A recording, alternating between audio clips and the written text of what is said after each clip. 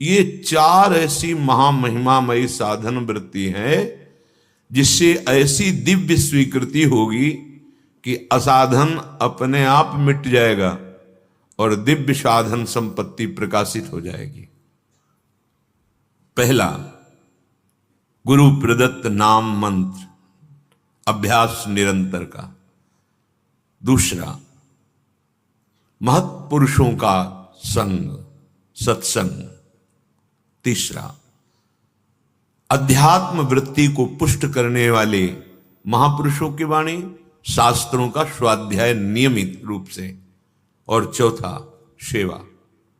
ये आपकी स्वीकृति को बदल देंगे। स्वीकृति ही भगवत प्राप्ति है। आप सच्ची बात समझ लो, ये मनन की हुई बात कह रहे हैं। जहां स्वीकृति हुई सोहम, सोहमस्मि, अहम ब्रह्मास्मि, वो ब्रह्म बोध की तरफ पहुंच रहा है। स्वीकृति हो गई, मैं स्त्री, मैं पुरुष, मैं कर्ता, मैं भोक्ता, तो दुर्गति की तरफ बढ़ रहा है। सारा खेल स्वीकृति का। बड़ी महिमा इस स्वीकृति की है, पर यह स्वीकृति बड़ी दुर्लभ है जो असत स्वीकृति को मिटाकर सत्य में स्थित कर दे। यही स्वीकृति, तभी कहते भगवत प्राप्ति बहुत सरल है, बस ये स्वीकृति नहीं होती। लाख उपाय करो, बार बार यही बना रहता है, मैं पुरुष हूं, मैं स्त्री हूं, मैं ये भोगा, मैं ये भोगूंगा, मैंने ये किया, मैं ये करूंगा, मेरे पास ये है, अब मैं ये प्राप्त कर लूंगा, बस लोकवत। इसी स्वीकृति से हमारी दुर्दशा हो गई। कैसे लोक में हाहाकार मचाए है, माया तांडव किए हैं। राग, द्वेष, ईर्ष्या, मत्सरता, लोभ, मोह, काम, क्रोध नष्ट किए हुए, और उससे वो सुख समझ रहे हैं। माया के दासत्व से मुक्त होना ही नहीं चाहते, स्वीकृति बदलना ही नहीं चाहते। ऐसा प्रभाव कुमति का छा गया है कि सुमति द्वारा स्वीकृति करने की हिम्मत नहीं पड़ रही। मैं प्रभु का हूं और इस जन्म में सिर्फ मुझे प्रभु को प्राप्त करना है, दिव्यानंद की अनुभूति करनी है, स्वीकृति ही नहीं हो रही। गरज रहा है श्रीधाम वृंदावन पावन करने के लिए, गरज रहा है राधा नाम, कैसा भी महापतित हो। निकुंज विहारिणी श्यामाजू का ये नाम समस्त पापों का नाश करके हृदय में प्रेम प्रकाशित कर देता है। श्रीपाद कह रहे हैं, श्रीधाम वृंदावन को सुना था, यहां आया तो मेरा मन ही चुरा लिया गया। मुझे पता है किसने चुराया है, किशोरी जी ने। कह रहे, वृंदावन गहन वने राधे ममहारितम मनोरत्नम लब्धम त्वयि नूनम स्मित मधुरम देहि दासोस्मि। बड़ा गहन वन है वृंदावन। जब यहां आया तो मेरा मन रूपी रत्न चुरा लिया गया। उनका मन रत्न है, अपना तो अभी कूड़ा करकट समेटे हुए है। इसे रत्न बनाना होगा।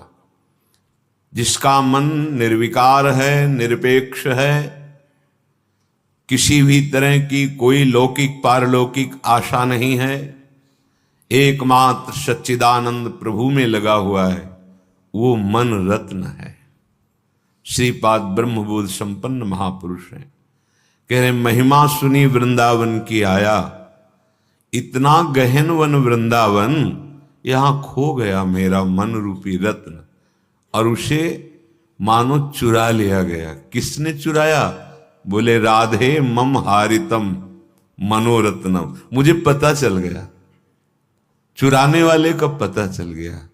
मेरे मन को किशोरी जो ने चुरा लिया है। अब मन तो मैं वापस लूंगा नहीं, लेकिन उसके बदले में लूंगा। क्या लूंगा? लब्धम त्वयैव नूनम स्मित मधुरम।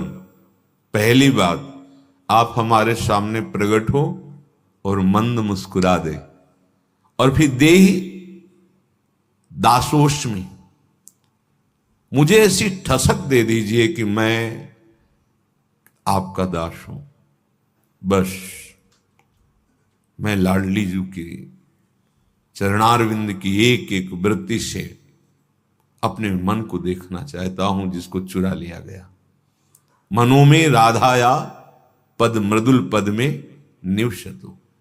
बस श्री किशोरी जी के गोरे चरणारविंद के तलवे के नीचे मेरा मन बना रहे। ये बड़ा महामहिम धाम है। बहुत कम साधना से बहुत उच्च कोटि की अवस्था प्राप्त हो जाती है। परम पद मथुरा में प्राप्त हो गया था ध्रुव जी को। जो ध्रुव जी आए, मधुवन आए, मधुपुरी, मथुरापुरी में। ये वृंदावन है। ये महाप्रेम प्रदान करने वाला है। बस जितना समय बचा है आप सच्ची समझिए, आगे आपको भजन का समय नहीं मिलेगा। वायु दूषित, जल दूषित, भोजन दूषित, संग दूषित, विचार दूषित, किससे भजन करोगे? शरीर अस्वस्थ, मन शरीर आसक्त, कहां भजन? कैसा भजन? केवल खिलवाड़ की बातें होंगी, माया का खिलवाड़। अभी थोड़ा अवसर है।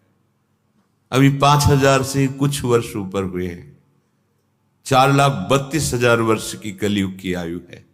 अभी थोड़ा समय है, निकल चलो। स्वामिनी जी का कृपा बल हमारे साथ है। हम इस माया पर विजय प्राप्त कर सकते हैं। उपासक, श्रीधाम वृंदावन में आना, श्रीधाम वृंदावन में वास करना, आश्रय लेना, रसिकों का संग करना, इसका लाभ तभी उसे मिलेगा जब वो परिचर्चा न करे। बहुत ध्यान से सुनिएगा। यहां हम रह रहे साधन भजन जो लाडली जी की कृपा से बन रहा है। वृंदावन में रहकर जब हम परिचर्चा करते हैं, कहां से हम श्याम की चर्चा करने का आपका व्रत है? बोलेंगे वाणी से तो केवल आराध्य देव के विषय में बोलेंगे, नहीं तो मौन भगवत चर्चा। मौन भगवत चर्चा, यही हमारी वाणी का विषय। बहुत जल्दी लाभ मिल जाएगा। श्रीधाम है, महामहिम, महामहिम भक्ति। यहां प्रेम लक्षणा भक्ति वर्ण करने के लिए बाहु फैलाए हुए यहां गलियों में डोलती है। ये वृंदावन है। मोक्ष यहां वर्ण करने के लिए व्याकुल डोलता है। महिमा जो रसिक महापुरुषों ने वाणियों में गाई, हम क्यों लाभ नहीं ले पा रहे? बोले उसका कारण है परिचर्चा और प्रमाद।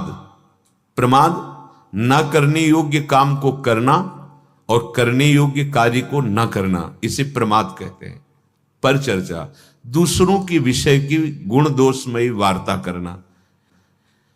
परदोष दर्शन, परिचर्चा, परनिंदा, कथन, श्रवण, यही हमारे भजन के प्रभाव को क्षीण कर रही। फिर वही बात आ गई, चलनी में गैया दुहे और दोष दैव को दे। गाय बढ़िया है, दूध भी दे रही, पर चलनी में दूर है तो एक चुल्लू भी पीने को नहीं मिल रहा। धाम महामहिम है, उपासना बड़ी रसमयी, और एक बूंद रस का हमारे हृदय में स्फुरण नहीं हो रहा। क्यों? क्योंकि परिचर्चा और प्रमाद। बैठा लो मन में इस बात को। रसना कटो जो अन रटो।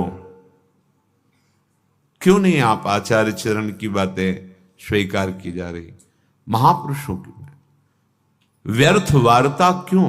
आप प्राय देखते हैं बिल्कुल इतनी पीड़ा नहीं कि मेरे कितने मिनट व्यर्थ जा रहे हैं।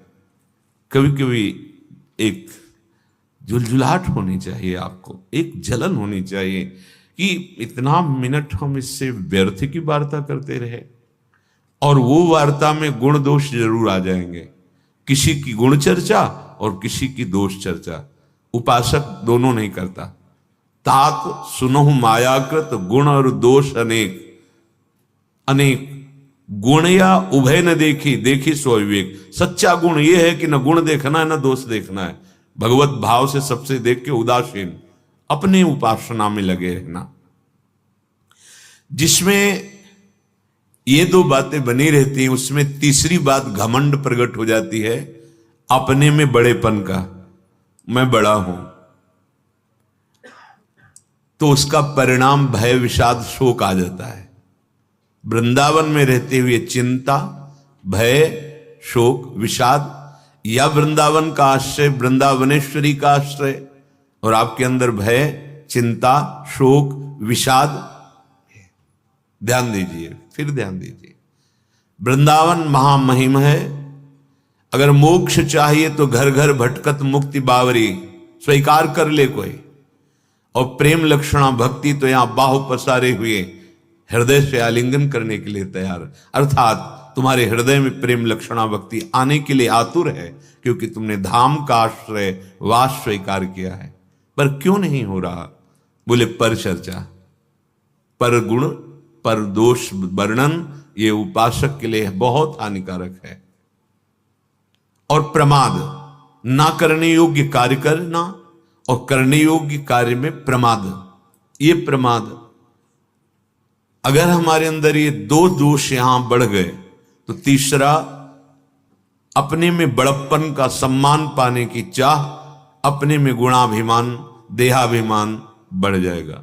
परिणाम भय, विषाद, शोक, चिंता, ये उसके हृदय में आ जाएगी। जहां थोड़ी साधन वृत्ति बढ़ी तो उपदेशक बन जाता है उपासक। ये महापुरुषों के वचन है।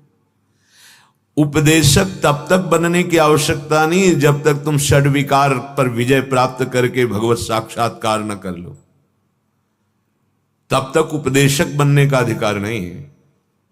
जिस वस्तु का स्वाद नहीं चखा उसको बोलने का अधिकार कैसे प्राप्त हो गया? एक बार किसी महात्मा के पास कोई अपने बालक को लेके गया और कहा कि बहुत मीठा खाता है, गुड़ खाता है, आप इसे मना कर दीजिए, आपकी बात मान जाए। बोले 1 सप्ताह बाद आना। जब आए बोले बेटा मीठा मत खाया करो, उससे तुम्हारे पेट में कीड़े पड़ जाएंगे, आधे आधे उससे समझाया। तो उस घर वाले व्यक्ति ने कहा ये बात तो उसी दिन कह सकते थे, 1 सप्ताह क्यों लगाया? बोले क्योंकि मैं भी मीठा खाता था, 1 सप्ताह से छोड़ दिया और आजीवन के लिए तब मैं उपदेश। ये है महात्मा की वृत्ति। हमें भगवत साक्षात्कार नहीं हुआ, हमने अपनी इंद्रियों को अंतर्मुख करके स्वरूपानुसंधान नहीं किया, संसार से वैराग्य नहीं, हम उपदेशक बनकर उपदेश दे रहे हैं तो हमें सम्मान मिलेगा और भ्रष्ट हो जाएंगे। सम्मानम कल्याते घोर गर्णम, ये विष केवल सिद्ध महापुरुष ही पचा सकता है। जैसे भगवान शिव हलाहल विष कुछ नहीं फर्क पड़ा, ऐसे ही जो शिव स्वरूप हो गया है, भगवत स्वरूप हो गया है, वो जो साधक अभी कोई स्थिति नहीं और उपदेशक बन जाता है तो ये उपदेशक की भावना बड़ी उसको निंदनीय स्थिति में गिरा देती है। महापुरुषों के वचन खोखला कर देती है अंदर से। सम्मान, विषय, प्रियता सब घेर लेते हैं। आज लड़ने की सामर्थ्य है नहीं क्योंकि वो स्थिति नहीं आई, भूमिका नहीं आई, वो फिर अंदर ही अंदर वो खोखला हो जाता है। उपदेशक अपने को दूसरों का कल्याण करने वाला समझ बैठता है, और जो भगवत प्राप्त वो बोधयंता परस्परम कथयंति च माम नित्यम तुष्यंति च रमंति च, ये भगवद आदेश का पालन हो रहा है। स्वांतः सुखाय तुलसी रघुनाथ गाथा, जगत का मंगल नहीं, जगत तो जगदीश स्वरूप उनको अनुभव में आता है। मेरे भगवान इस रूपों में बैठ करके प्रश्न उत्तर करते हैं, मेरे भगवान भगवत चर्चा करने का अवसर देते हैं।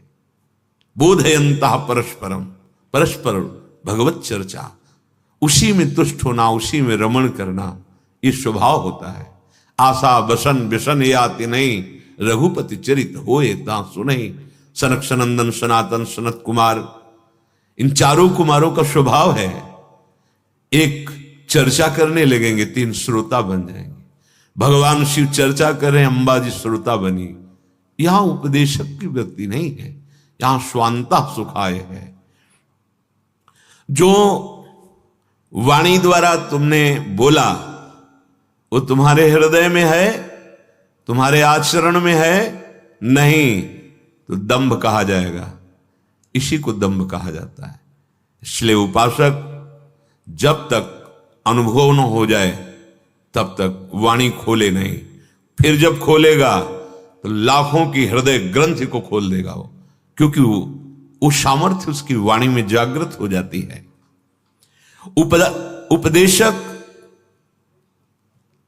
अगर उस भूमिका को प्राप्त नहीं है तो उसके अंदर ज्ञानाभिमान जागृत हो जाता है और सामने वो लघु समझने लगता है, फिर वो भ्रष्ट हो जाता है। सामने लघु नहीं देखना, सामने आराध्य देव देखना है। और इसकी अभ्यास वृत्ति करके जब साक्षात दर्शन होने लगे, जैसे उपासक पहले मनुष्य देखेगा फिर उसमें भगवत भावना, उपासक पहले खंबा देखेगा फिर भगवत भावना, लेकिन परिपक्व अभ्यास अवस्था सीधे विद्या विनय संपन्ने ब्राह्मणे गविहस्तनी सुनीच सुपाके चा पंडिता समदर्शिना, सीधे दृष्टि पड़ते सब में मेरा प्रभु।